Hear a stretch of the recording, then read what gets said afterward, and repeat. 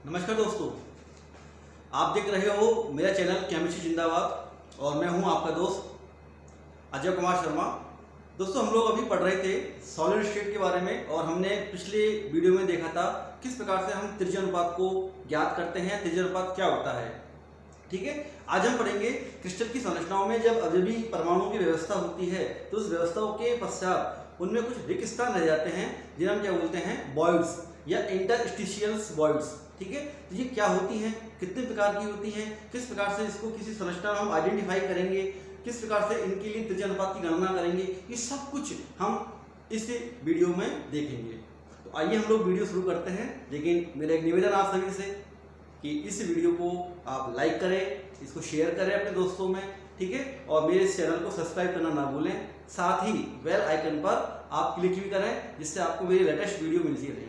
धन्यवाद दोस्तों। तो आइए शुरू करते हैं हम लोग।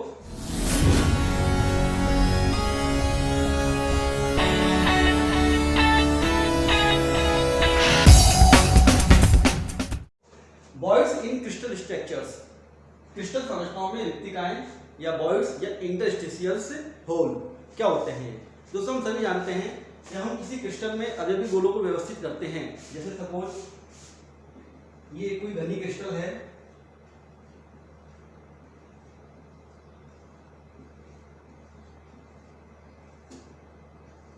ठीक है।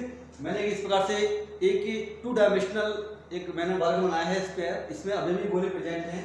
तो दोस्तों, इन अवयवी गोलों की स्थिति के पश्चात, इनकी व्यवस्था के पश्चात इनके बीच में कुछ रिक्त स्थान रह जाते हैं। ये रिक्त स्थान क्या है, इनमें उपस्थित हैं। ठीक है दोस्तों, इन रिक्त स्थान को हम क्या बोलते हैं, इनको बोलते हैं हम रिक्तिकाएं। क्या बोलते हैं इनको हम, रिक्तिकाएं, या इंग्लिश में बोलते हैं इनको वॉइड्स, या इनको बोलते हैं हम इंटरस्टिशियल्स वॉइड्स। ठीक है, तो क्या होती है, किसी क्रिस्टल संरचना में या किसी क्रिस्टल की त्रिविमीय जो संरचना होती है उसमें अवयवी गोलों की व्यवस्था के पश्चात उनके मध्य जो रिक्त स्थान शेष रह जाता है, जो खाली स्थान बच जाता है, उस खाली स्थान को हम क्या बोलते हैं, क्रिस्टलीय वॉइड या क्रिस्टलीय रिक्तिकाएं या इंटरस्टिशियल्स वॉइड। अब ये 3 प्रकार की होती हैं। कितने प्रकार की होती हैं, 3 प्रकार की। तो इनको विस्तार से पढ़ेंगे।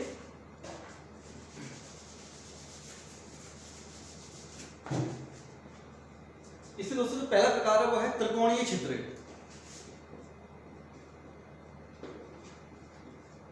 त्रिकोणीय छिद्र जिसे हम बोलते हैं अंग्रेजी में ट्राइएंगुलर वॉइड।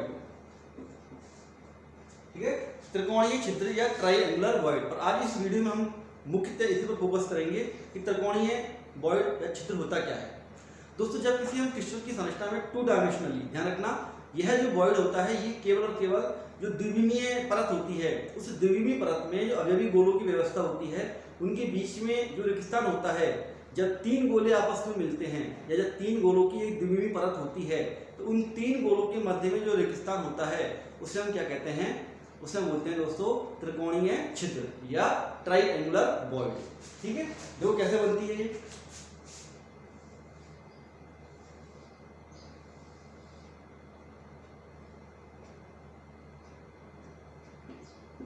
ठीक है, यहाँ पे 3 गोले जो है एक दूसरे से व्यवस्थित हैं, एक दूसरे को स्पर्श किए हुए हैं। ठीक है दोस्तों, तो इनके बीच में जो ये आपको जो रिक्त स्थान दिख रहा है, ये वाला रिक्त स्थान जो दिख रहा है आपको, ठीक है, ये रिक्त स्थान जो है वो क्या कहलाता है, आपका त्रिकोणीय छिद्र कहलाता है।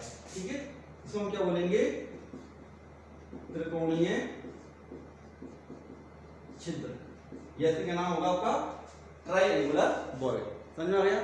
जब 3 कण आपस में एक दूसरे को परस्पर स्पर्श करते हैं तो उनके मध्य जो रिक्त स्थान बच जाता है उस रिक्त स्थान को हम बोलते हैं त्रिकोणीय छिद्र। यदि हम इसके केंद्र को मिलाएं इस प्रकार से, ठीक है, तो इस छिद्र का जो केंद्र होता है वो इस त्रिभुज के केंद्र पर होगा। समझ में आ गया।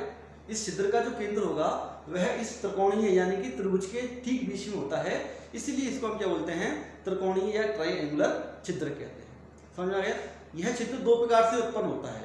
कितने प्रकार से उत्पन्न होता है, 2 प्रकार। कैसे बनते हैं, देखो, यदि हम ये 2 शेप देखें तो इन 2 शेपों में हम क्या देखते हैं कि 2 गोले आपके एक लाइन में हैं, उसके नीचे तीसरा गोला है और इनके बीच में जो ये होल है, इनके बीच में जो छिद्र है ये छिद्र जो होता है इसमें जो अपेक्स होगा, त्रिभुज का जो अपेक्स होगा वो ऊपर की ओर है, यानी इसका शीर्ष ऊपर की ओर है। यदि इसको मैं बाहर निकालूं तो मुझे कुछ इस प्रकार से इसका शीर्ष प्राप्त होगा, जिसके ठीक मध्य में क्या है आपका ये वॉइड है। ठीक है, तो इसे बोलते हैं क्या, अपवार्ड अपेक्स वॉइड। ठीक है, और यहां अगर हम देखें तो यहां पर इसके जो ठीक बीच में अगर हम देखें तो इसका जो त्रिकोणीय जो इसका आकार है उसमें एपेक्स कहाँ है, नीचे की ओर है, यानी इसके अंदर जो आपका गोल बन रहा है वो कुछ इस प्रकार से बन रहा है। ठीक है, तो इसका जो एपेक्स है वो नीचे की ओर है, इसे हम बोलते हैं डाउनवर्ड अपेक्स वॉइड। ठीक है दोस्तों, हमें छिद्र को देखना है, हमें इस ट्रायंगल को नहीं देखना, हमें इसके अंदर जो हमें छिद्र प्राप्त हो रहा है इस छिद्र को देखना है। इसका अपेक्स कहाँ है, नीचे की ओर है, इसका अपेक्स कहाँ है, ऊपर की ओर है। तो ये कहलाएगा अपवर्ड अपेक्स वॉइड, ये कहलाएगी आपकी डाउनवर्ड अपेक्स वॉइड। समझ में आ गया, ये कहलाती है आपकी क्या, त्रिकोणीय छिद्र। अब दोस्तों ये जो त्रिकोणीय छिद्र होते हैं इसमें जो गोले होते हैं, इन तीन गोलों को हम ऋणायन के रूप में मानते हैं, क्योंकि हम जानते हैं ऋणायन का आकार क्या होता है, बड़ा होता है। तो तीन गोले क्या है, ऋणायन है, और इसके जो छिद्र होते हैं इसके बीच में धनायन क्या होता है, व्यवस्थित होने का प्रयास करता है। अब धनायन जो व्यवस्थित होने का प्रयास करता है उसकी तीन प्रकार की संभावनाएं हो सकती हैं। पहली संभावना यह है कि वो धनायन जो है वो इस छिद्र से क्या हो, छोटा हो। पहली संभावना क्या हो सकती है कि धनायन का आकार छिद्र से क्या हो, छोटा हो। जब धनायन का आकार छिद्र से छोटा होगा तो वह धनायन इन तीनों गोलों को स्पर्श नहीं करेगा। समझ में आया, भाई धनायन जो है उसका आकार छोटा है तो वह उन तीन गोलों के ठीक बीच में तो रहेगा लेकिन उनको स्पर्श नहीं करेगा। लेकिन ये तीनों गोले क्या कर रहे हैं, एक दूसरे को स्पर्श कर रहे हैं, और ये तीनों क्या है, ऋणायन है, ये तो क्या करेंगे, प्रतिकर्षण करेंगे। यहाँ प्रतिकर्षण तो क्या होगा, अधिक होगा, लेकिन उससे धनायन का इन नेगेटिव आयनों के साथ में चूंकि स्पर्श नहीं है तो उनका आकर्षण क्या होगा, कम होगा। ठीक है, तो धनायन का आकार जब छिद्र से छोटा हो तो प्रतिकर्षण तो क्या होता है, अधिक होता है, प्रतिकर्षण तो क्या होगा, अधिक, और आकर्षण क्या होगा, कम होगा। तो ऐसी स्थिति में ये क्या होगा, आपका अस्थायी होगा। क्या होगा, अस्थायी। ठीक है, दूसरा केस क्या हो, यदि धनायन का आकार क्या हो, बड़ा हो, थोड़ा सा क्या हो, बड़ा हो, तो ऐसी स्थिति में जो ये आयन होते हैं आपके, अब उनकी व्यवस्था क्या हो जाएगी,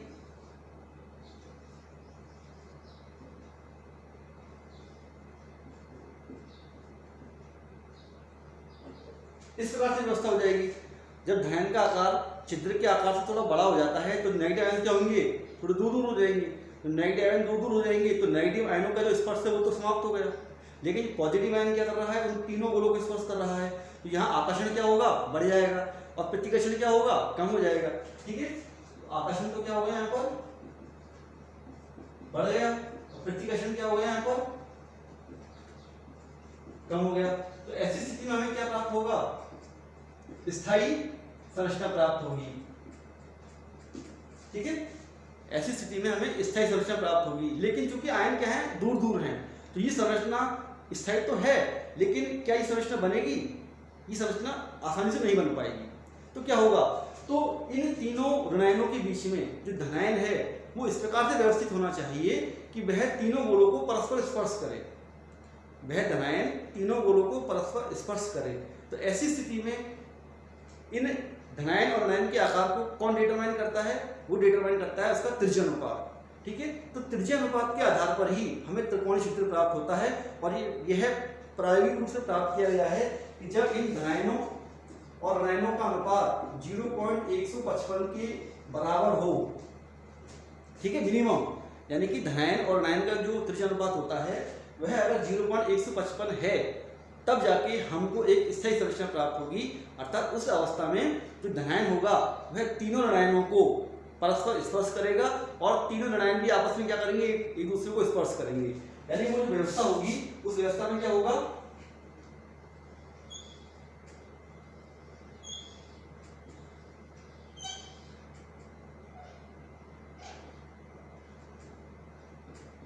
ठीक है, उस व्यवस्था में क्या होगा, जो नेगेटिव आयन है ये भी स्पर्श कर रहे हैं एक दूसरे को। ठीक है, ये कर रहे हैं। और ये जो पॉजिटिव आयन है ये भी क्या कर रहा है, एक दूसरे को तीनों आयनों को स्पर्श कर रहा है। तो इस प्रकार की व्यवस्था प्राप्त होगी। उस व्यवस्था में त्रिज्या अनुपात का मान क्या होगा, 0.155 होगा। और जैसे जैसे त्रिज्या अनुपात बढ़ेगा धन का आकार क्या होगा, बढ़ेगा, और हमें ये स्थिति प्राप्त होगी। और एक स्थिति इस प्रकार से प्राप्त होगी जब इसका आकार 0.155 से 225 से ऊपर पहुंच जाए। कितना पहुंच जाए, 0.225 से ऊपर। तो ये जो आकृति होती है, ये जो छिद्र होता है, वो त्रिकोणीय व्यवस्था में बैठने की बजाय चतुष्फलकीय व्यवस्था में बैठने में पसंद करता है। और वह छिद्र क्या हो जाएगा फिर आपका, वह छिद्र आपका चतुष्फलकीय छिद्र कहलाएगा, यानी कि टेट्राहेड्रल वॉइड कहलाएगा। समझ में आ गया। तो त्रिज्या अनुपात जो होता है वो ये डिटरमाइन करता है कि वह पार्टिकल जो है वो कितने अन्य आयनों से घिरा रहेगा, यानी कि समन्वय संख्या को डिटरमाइन करेगा। समझ में आ गया। ये कहलाता है आपका त्रिकोणीय छिद्र। ठीक है दोस्तों, अब हम इसी त्रिकोणीय छिद्र के लिए त्रिज्या अनुपात की कैलकुलेशन करेंगे कि त्रिज्या अनुपात कैसे निकाला जाता है। ठीक है दोस्तों, उससे पहले हम ये समझ लें कि जब इन तीनों पार्टिकल्स के बीच में कोई भी धनायन बीच में फिक्स होगा, स्थित होगा, तो ऐसी स्थिति में उस धनायन की जो समन्वय संख्या होगी वो कितनी होगी, 3 होगी। समझ आ गया। तो आपको याद रखना है कि यहाँ पर स्थायी व्यवस्था के लिए समन्वय संख्या का मान कितना होता है, 3 होता है। ठीक है, हमने देखा भी था त्रिज्या अनुपात में, याद हो आपको 0.155 से 0.225 के बीच में आकृति क्या थी, त्रिभुजीय थी। और उसके लिए कोरिलेशन नंबर का मान कितना था, 3 था। क्योंकि ये पार्टिकल्स इसके ठीक बीच में होगा, वह 1, 2 और 3, इन 3 गोलों को क्या करेगा, स्पर्श करेगा। इसलिए इसकी समन्वय संख्या क्या कहलाएगी, 3 कहलाएगी। ठीक है दोस्तों।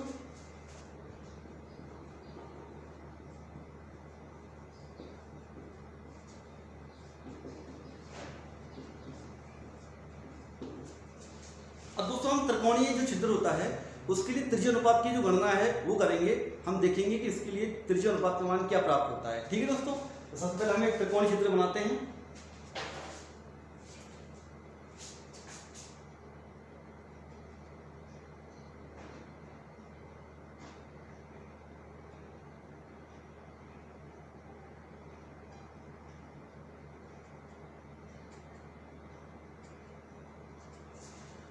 देखिए दोस्तों, ये आपका एक क्या है, त्रिकोणीय छिद्र है। यहाँ पर सेंटर दिख रहा है और इसके बीच में मैंने धनायन को रखा हुआ है।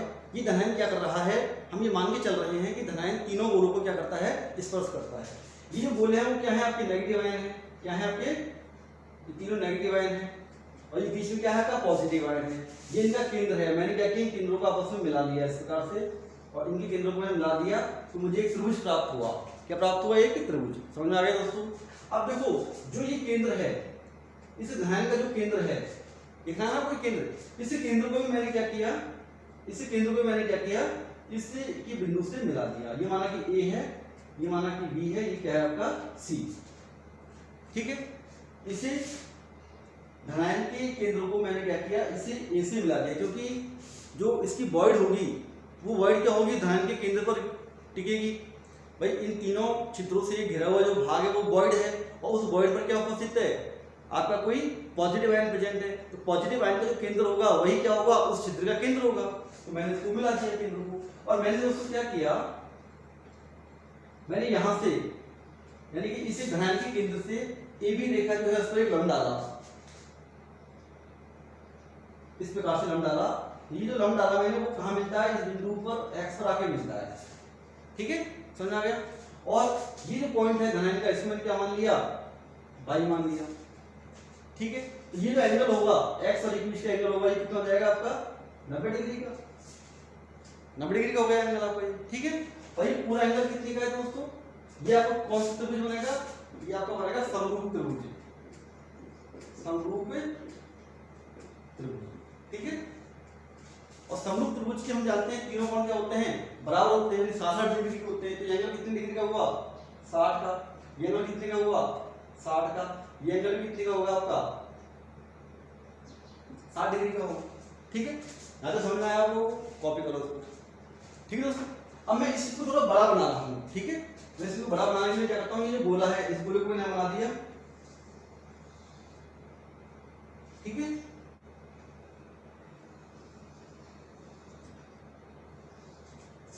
और इसके ऊपर कौन है दोस्तों, ये पॉजिटिव आयन है।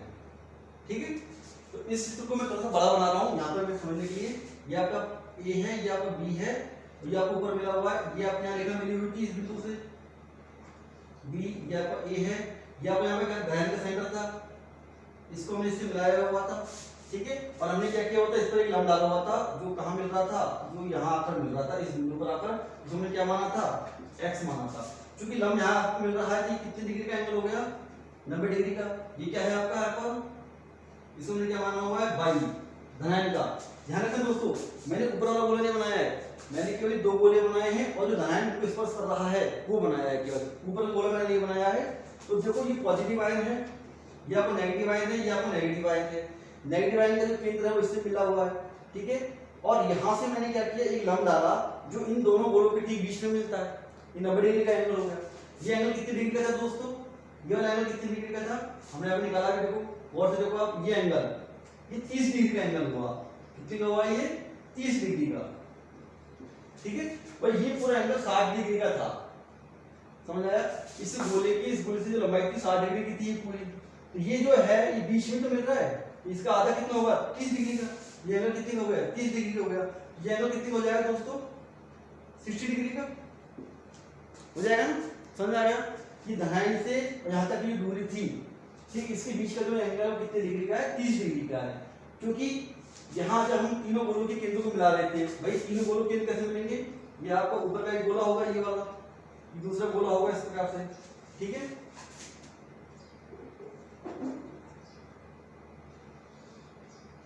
ये आपका जो है पूरा एंगल क्या था, ये पूरा एंगल क्या था आपका, ये वाला, ये 60 डिग्री का था। तो ये कितने बचा, 30 डिग्री का बचा, ठीक है दोस्तों। यहाँ तक समझ में आ गया आपको, बस यहाँ तक समझ में आ जाएगा। अब आगे केवल क्या है, इसकी कैलकुलेशन है ज्यामिति के आधार पर। तो हम देखते हैं दोस्तों, इसको देखो गौर से आप, ये दूरी आपको मालूम है, ये क्या है आपकी r माइनस यहाँ से यहाँ तक की दूरी, ठीक है। तो हम इस पे लिख सकते हैं कि साइन थीटा बराबर लंब बटे कर्ण, यहाँ से इसके लिए हम निकालेंगे, ये थीटा कोण 60 डिग्री का, इसके सामने भुजा क्या होगी आपकी, लंब होगी, कौन सी, a और x। लंब क्या होगी आपकी, a और x बटे कर्ण क्या होगी, सबसे बड़ी भुजा, यानी कि a और y क्या हो गया आपकी, कर्ण हो गई।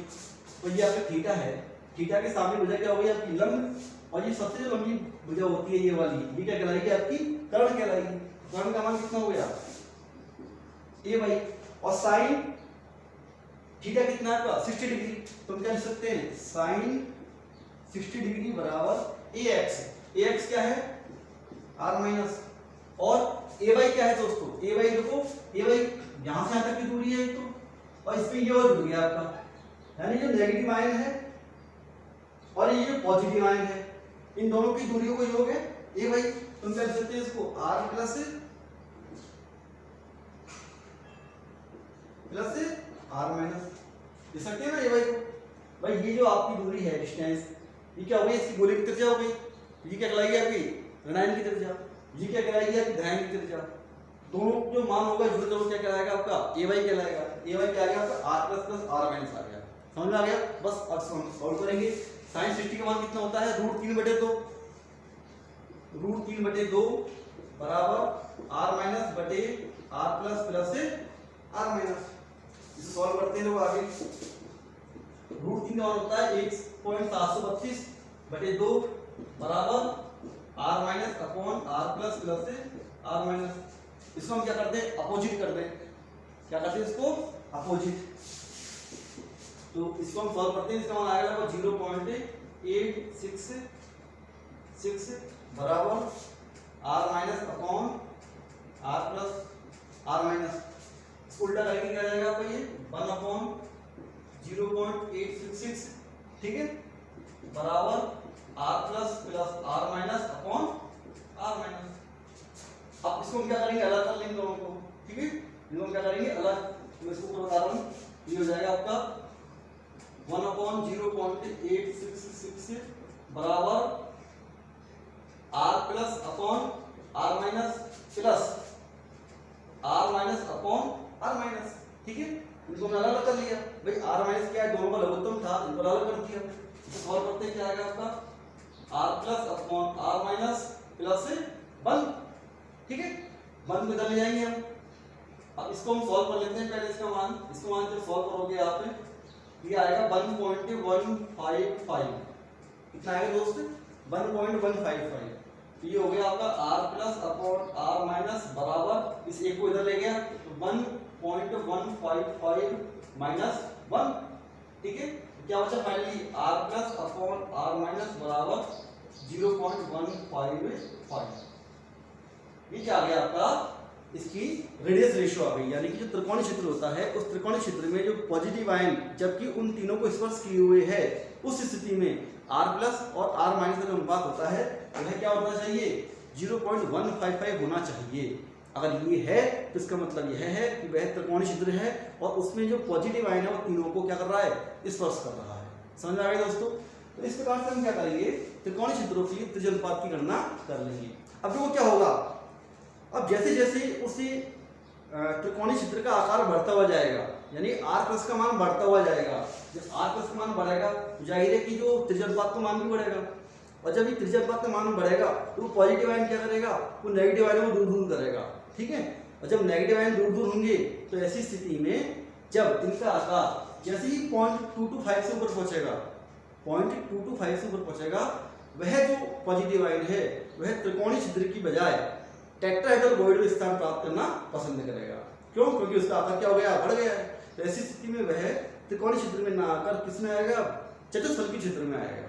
ठीक है, तो ध्यान रखना है कि 0.155 ये एक मिनिमम रिक्वायरमेंट्स है, यानी इस मान पर वह पॉजिटिव आयन उन तीनों आयनों को स्पर्श करेगा और जैसे जैसे इसका आकार बढ़ेगा जैसे जैसे इस त्रिज्या अनुपात का मान बढ़ेगा वैसे वैसे दहन क्या होगा, अपने आकार को बढ़ाएगा और जो छिद्र है वो बड़ा होता हुआ चला जाएगा और जैसे ही ये मान 0.225 से ज्यादा पहुंचेगा वह छिद्र टेट्राहेड्रल छिद्र में परिवर्तित हो जाएगा। ठीक है दोस्तों, ये था आपका त्रिकोणीय छिद्र के लिए त्रिज्या अनुपात की गणना हम कैसे करते हैं। इसको आप कॉपी कर लीजिए।